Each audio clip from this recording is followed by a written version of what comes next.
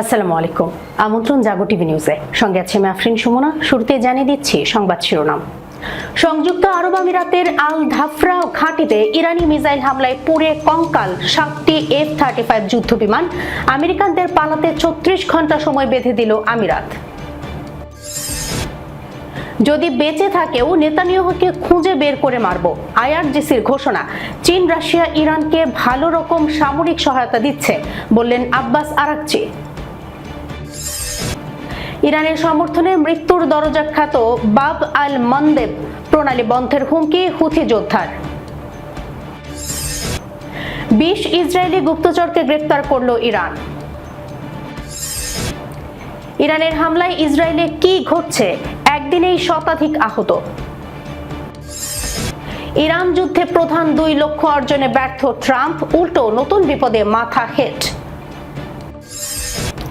পারমাণবিক অস্ত্র বহনে সক্ষম রকেট লঞ্চারের পরীক্ষা উত্তর কোরিয়ার। কাছ থেকে দাঁড়িয়ে দেখলেন কিম জং উন ও তার মেয়ে জু আয়ে।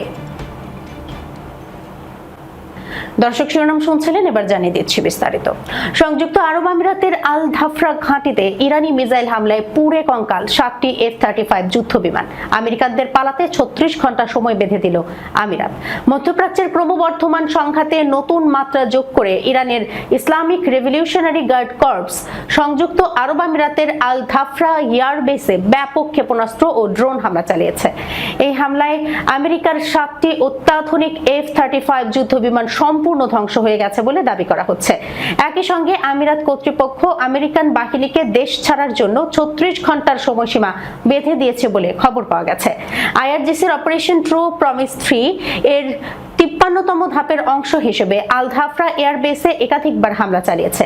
সর্বশেষ 53তম ধাপের হামলায় 10টি ক্ষেপণাস্ত্র ও একাধিক ড্রোন নিক্ষেপ করা হয়েছে বলে আইআরজিসি জানিয়েছে। আইআরজিসি নেভির commander rear admiral Alireza Tangsiri তার এক্স অ্যাকাউন্টে এক পোস্টে জানিয়েছেন, আল ধাফরা বেসের Patriot radar system, control tower, বিমানের হ্যাঙ্গার, কেন্দ্রীয় র্যাম্প যা বিমানের জ্বালানি ডিপো লক্ষ্য করে এই হামলা চালানো হয়েছে। প্রতিরক্ষা বিশ্লেষকরা স্যাটেলাইট চিত্র পর্যালোচনা করে দেখেছেন, আল ধাফরা বেসে অন্তত 7টি গুরুত্বপূর্ণ স্থাপনা ইরানের হামলার লক্ষ্যবস্তু হয়েছে। এই হামলায় সম্ভাব্য ক্ষয়ক্ষতির পরিমাণ বিশ্লেষণ করে ডিফেন্স এক্সপ্রেস এর প্রতিবেদনে বলা হয়েছে, 3টি হ্যাঙ্গারে অবস্থিত সংযুক্ত আরব আমিরাতের বিমান বাহিনীর Saab global eye airborne early warning and control বিমান ধ্বংস হওয়ার আশঙ্কা করা হচ্ছে। প্রতিটি বিমানের মূল্য প্রায় $460 মিলিয়ন। ফলে 3টি বিমান ধ্বংস হলে মোট ক্ষতি $1.38 বিলিয়ন। 2টি হ্যাঙ্গারে অবস্থিত মার্কিন নৌবাহিনীর MQ-4C ট্রিটন কৌশলগত রিকনাইসেন্স ড্রোন ধ্বংস হয়েছে, যার প্রতিটির মূল্য প্রায় $133 মিলিয়ন। 2টি হ্যাঙ্গারে অবস্থিত মার্কিন বিমান বাহিনীর MQ-9 রিপার স্ট্রাইক জোন ধ্বংস হয়েছে, যার প্রতিটির মূল্য প্রায় $40 মিলিয়ন। শুধু বিমান ও ড্রোনের মূল্য ধরেই সম্ভাব্য ক্ষয়ক্ষতির পরিমাণ দাঁড়ায় $1.7 বিলিয়নেরও বেশি।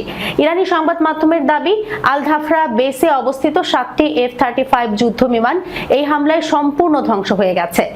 আল খার্জ এয়ারবেসে অবস্থিত F-35 ও F-16 যুদ্ধ বিমানগুলোর কথাও ইরানি হামলায় লক্ষ্যবস্তু করা হয়েছে। তবে স্বাধীন সূত্রে F-35 যুদ্ধ বিমান ধ্বংসের বিষয়টি এখনো নিশ্চিত করা হয়নি। স্যাটেলাইট চিত্রে দেখা যাচ্ছে হ্যাঙ্গারগুলো ভেতর থেকে পুড়ে গেছে, যা ইঙ্গিত দেয় যে ভেতরে থাকা যন্ত্রপাতি ধ্বংস হয়ে থাকতে পারে। এই হামলার পর সংযুক্ত আরব আমিরাত কর্তৃপক্ষ দেশটিতে অবস্থানরত আমেরিকান বাহিনীকে 36 ঘন্টার মধ্যে দেশ ছেড়ে যাওয়ার নির্দেশ দিয়েছে বলে খবর পাওয়া গেছে। ইরানি সংবাদ মাধ্যম ও সোশ্যাল মিডিয়ায় প্রচারিত এই তথ্যগুলো যাচাই করা সম্ভব হয়নি। বস্তুনিষ্ঠ সংবাদ প্রচারের স্বার্থে আমরা এই ঘটনা সম্পর্কে নিশ্চিত তথ্য পাওয়া সাপেক্ষে আরো প্রতিবেদন প্রকাশ করব। যদি বেঁচে থাকেও নেতানিয়াহুকে খুঁজে বের করে মারব, আইআরজিসির ঘোষণা। চীন রাশিয়া ইরানকে ভালো রকম সামরিক সহায়তা দিচ্ছে, বললেন আব্বাস আরাকচি।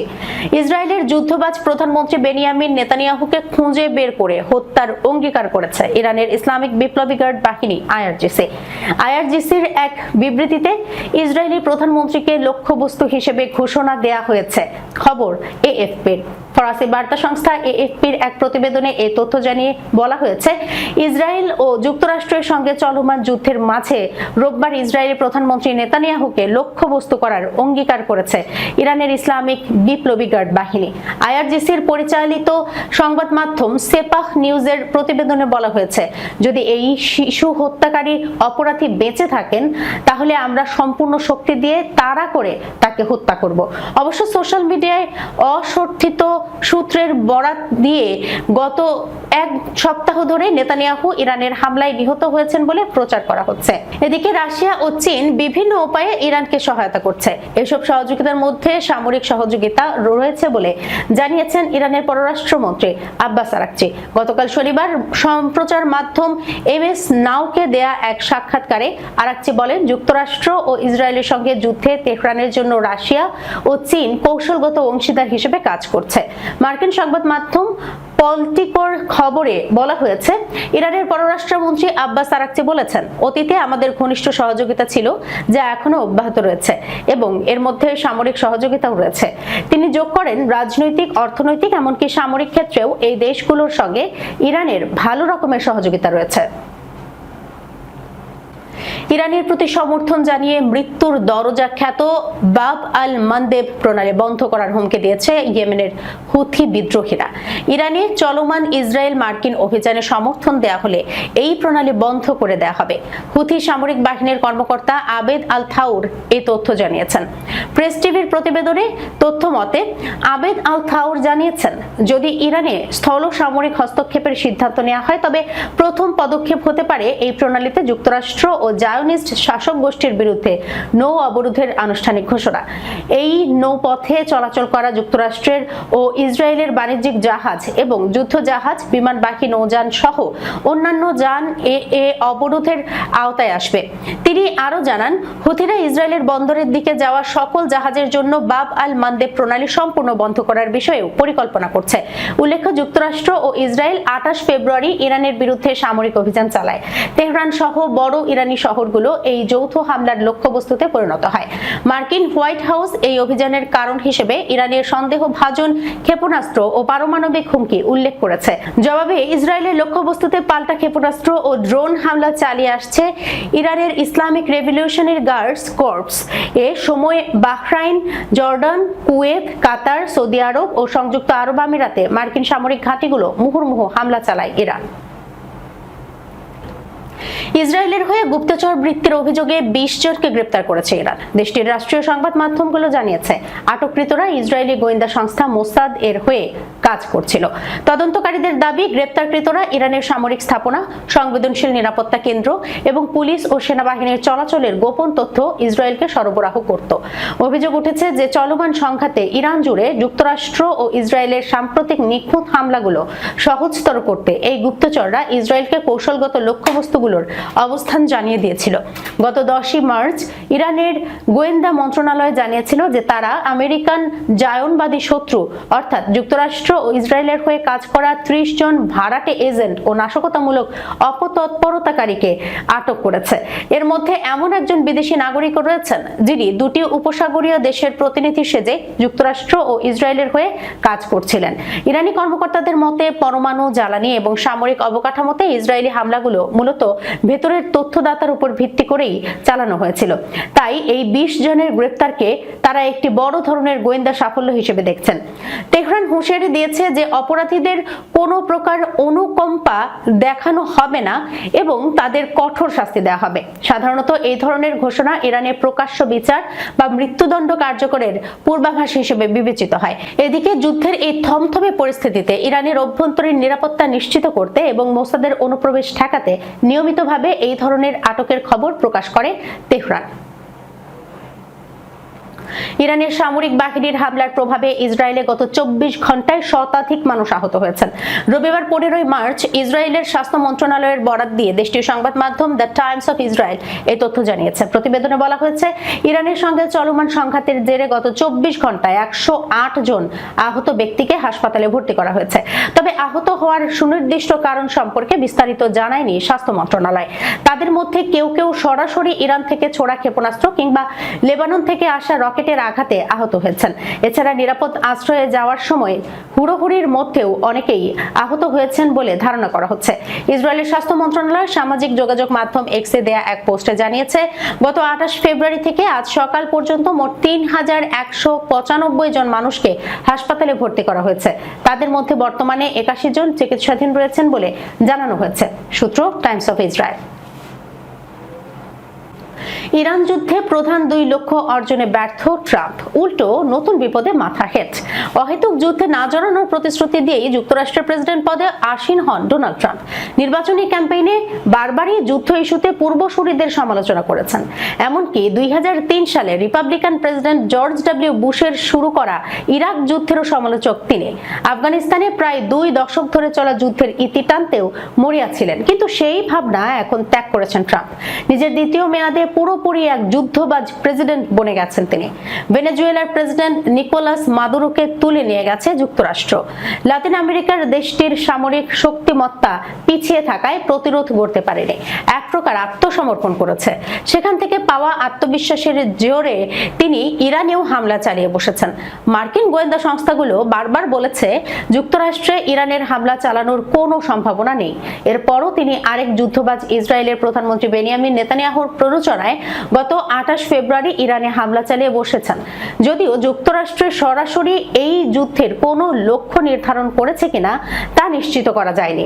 তবে ট্রাম্প এবং তার প্রশাসনের কর্তা ব্যক্তিরা যুদ্ধ শুরুর আগে ও পরে বলে এসেছেন তারা ইরানের ধর্মীয় সরকার উৎখাত এবং পরমাণু কাঠামো ধ্বংস করতে চান। কিন্তু যুদ্ধের প্রায় 2 সপ্তাহ পেরিয়ে গেলেও এখনো এই 2 লক্ষ্য অর্জনে ন্যূনতম অগ্রগতিও সাধিত হয়নি।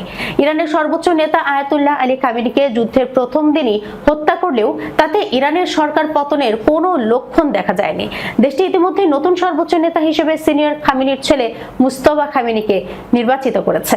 একই সঙ্গে চলতি বছরের শুরুর দিকে ইরানে ব্যাপক সরকার বিরোধী বিক্ষোভ দেখা গেলেও এখন দেশটির নতুন করে ঐক্য তৈরি হয়েছে। মার্কিন ইসরায়েলি আগ্রাসনের কার্যরূপে দেখে বিরোধীরাও এখন দেশের সার্বভৌমত্ব রক্ষায় সরকারকে সমর্থন দিচ্ছে। পারমাণবিক অস্ত্র বহনে সক্ষম রকেট লঞ্চারের পরীক্ষা উত্তর কোরিয়ার। কাছ থেকে দাঁড়িয়ে দেখলেন কিম জং উন ও তার মেয়ে জু আয়ে। পারমাণবিক অস্ত্র বহনে সক্ষম একটি অত্যাধুনিক মাল্টিপল রকেট লঞ্চার সিস্টেমের পরীক্ষা চালিয়েছে উত্তর কোরিয়া। দেশটির রাষ্ট্রীয় সংবাদ মাধ্যম এই তথ্য নিশ্চিত করেছে। দক্ষিণ কোরিয়া প্রায় 10টি ব্যালিস্টিক ক্ষেপণাস্ত্র উৎক্ষেপণ শনাক্ত করার একদিন পর রোববার এই পরীক্ষা চালানো হয়, খবর বার্তা সংস্থা এএফপির। দক্ষিণ কোরিয়া ও যুক্তরাষ্ট্রের সেনারা বসন্তকালীন যৌথ সামরিক মহড়া শুরু করার পরই উত্তর কোরিয়া এই পরীক্ষা চালায়। মহড়াটি আগামী 19 মার্চ পর্যন্ত চলার কথা রয়েছে। কোরিয়ান সেন্ট্রাল নিউজ এজেন্সি জানিয়েছে, গত শনিবার মাল্টিপল রকেট লঞ্চার সিস্টেমের পরীক্ষা তদারকি করেন উত্তর কোরিয়ার প্রেসিডেন্ট কিম জং উন। সংবাদ মাধ্যমটি জানায়, পরীক্ষায় 600 মিলিমিটার ক্যালিবারের 12টি ultra precision multiple rocket launcher এবং 2টি আর্টিলারি কোম্পানি অংশ নেয়। কেসিএনএ জানায়, কিম বলেন, এই মহড়া পিয়ংইয়ং এর শত্রুদের মধ্যে অস্থিরতা সৃষ্টি করেছে এবং কৌশলগত পারমাণবিক অস্ত্রের ধ্বংসাত্মক শক্তি সম্পর্কে গভীর ধারণা দিয়েছে। এসব অস্ত্রের আঘাত হানার পাল্লা 420 কিলোমিটার। রোববার কেসিএনএ জানিয়েছে, রকেটগুলো 360 কিলোমিটারেরও বেশি দূরে কোরিয়ার পূর্ব সাগরে একটি দ্বীপ লক্ষ্যবস্তুতে আঘাত করেছে। এমআরএলএসকে খুব মারাত্মক তবে আকর্ষণীয় অস্ত্র হিসেবে বর্ণনা করে এর প্রশংসা করেছেন কিম। রাষ্ট্রীয় গণমাধ্যমে প্রকাশিত ছবিতে আকাশে একাধিক রকেট ছুটে যেতে দেখা গেছে। আরেকটি ছবিতে কিম জং উনকে তার মেয়ে জু আয়ে এর সঙ্গে দূর থেকে উৎক্ষেপণ পর্যবেক্ষণ করতে দেখা যায়। তাদের পাশে একজন সামরিক কর্মকর্তাও ছিলেন। দর্শক, এই ছিল এখনকার মতো জাগো টিভি নিউজে। যাবার আগে সংবাদ শিরোনামগুলো জানাবো আরো একবার। সংযুক্ত আরব আমিরাতের আল ধাফরা ঘাঁটিতে ইরানি মিসাইল হামলায় পুড়ে কঙ্কাল 7টি F-35 যুদ্ধ বিমান। আমেরিকানদের পালাতে 34 ঘন্টা সময় বেঁধে দিল আমিরাত। যদি বেঁচে থাকেও নেতানিয়াহুকে খুঁজে বের করে মারব, আইআরজিসির ঘোষণা। চীন, রাশিয়া ইরানকে ভালো রকম সামরিক সহায়তা দিচ্ছে, বললেন আব্বাস আরাকচি। ইরানের সমর্থনে মৃত্যুর দরজাখ্যাত বাব আল মানদেব প্রণালী বন্ধের হুমকি হুথি যোদ্ধার। 20 ইসরায়েলি গুপ্তচরকে গ্রেফতার করল ইরান। ইরানের হামলায় ইসরায়েলে কি ঘটছে, একদিনেই শতাধিক আহত। ইরান যুদ্ধে প্রধান 2 লক্ষ্য অর্জনে ব্যর্থ ট্রাম্প, উল্টো নতুন বিপদে মাথা হেট। পারমাণবিক অস্ত্র বহনে সক্ষম রকেট লঞ্চারের পরীক্ষা উত্তর কোরিয়ার, কাছ থেকে দাঁড়িয়ে দেখলেন কিম জং উন ও তার মেয়ে জু আয়ে। এখনকার মতো এই পর্যন্তই। এতক্ষণ পর্যন্ত যারা সঙ্গে ছিলেন সবাইকে ধন্যবাদ। আল্লাহ হাফেজ।